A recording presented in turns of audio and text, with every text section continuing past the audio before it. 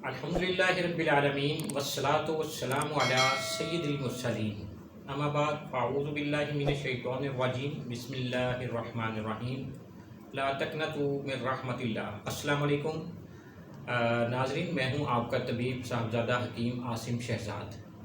ایسا ہے کہ سابقہ پروگرام میں ہم نے دانتوں سے متعلق روحانی علاج کے بارے میں گفتگو کی تھی۔ آج کے پروگرام میں ہم ایک انتہائی پریشان کن اور کثرت سے پائے جانے والے مرض بواسیر کے بارے میں بات کریں گے۔ آپ اس پروگرام کو مکمل توجہ اور یکسوئی سے دیکھیں اور بتائی جانے والی معلومات کو غور سے سنیں۔ ہو سکتا ہے کہ یہ معلومات آپ کے لیے یا پھر آپ کے کسی عزیز کے کام آ جائیں۔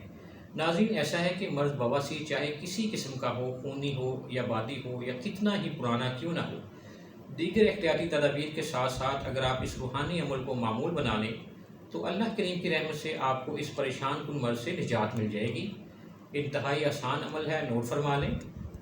2 رکعت نماز اس طرح سے ادا کریں کہ پہلی رکعت میں سورہ فاتحہ کے بعد سورہ علم نشرہ پڑھنی ہے اور دوسری رکعت میں سورہ فاتحہ کے بعد سورہ فیل پڑھیں اور سلام پھیرنے کے بعد یہ کلمات 70 مرتبہ پڑھیں۔ کلمات نوٹ فرما لیں: استغفر اللہ ربی من کل ذنب واتوب الیہ سبحان اللہ وبحمدہ۔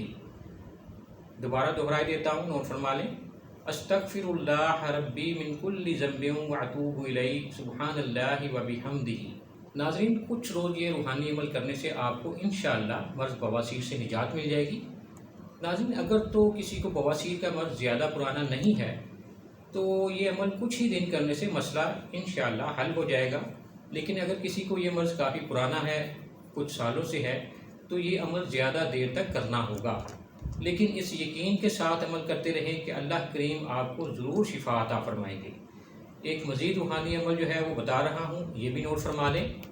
عشاء کی نماز میں 3 وتر جو ہیں وہ کچھ اس طرح سے ادا کریں: پہلی رکعت میں سورہ فاتحہ کے بعد سورہ کافرون، دوسری رکعت میں سورہ فاتحہ کے بعد سورہ نصر اور تیسری رکعت میں سورہ فاتحہ کے بعد سورہ لہب پڑھیں۔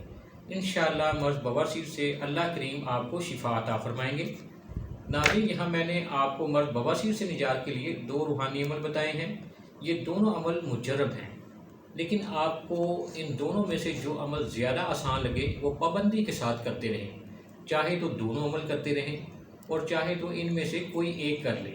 ناظرین اکرام، آج کے لیے اتنا ہی۔ اگر اللہ کریم نے توفیق دی تو آئندہ بھی مزید کسی مرض اور اس کے نہایت ہی آسان روحانی علاج کے ساتھ حاضر ہوں گے۔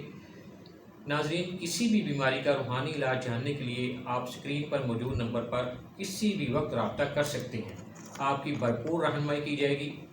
ناظرین، اگر آپ کو ہماری یہ کاوش پسند آئی ہے تو پروگرام کو لائک کریں، سبسکرائب کریں اور بیل آئیکن کو ضرور کلک کریں تاکہ آئندہ بھی اچھی معلومات آپ تک پہنچتی رہیں۔